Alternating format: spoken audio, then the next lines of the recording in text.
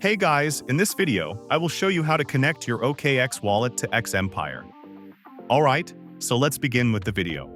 So to connect your OKX wallet to X Empire, first open up your Telegram and make sure it is updated to latest version available.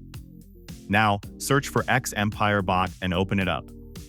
Once the bot is opened, click on play, and you will be redirected to this type of page. Once you are on the home page of X Empire, you will see an option of Connect Wallet. Simply tap on it and a pop-up menu will appear with different wallet options.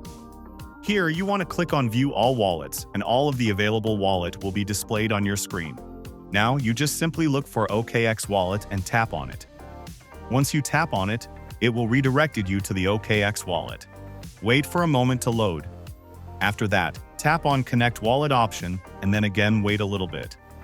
Here, again tap on Connect Wallet again, and now as you can see the X Empire is successfully connected to OKX Wallet. So that's basically how you can connect your OKX Wallet to X Empire. So that's all for this video. Consider subscribing if you find it helpful, and I'll catch you in the next one. Thanks.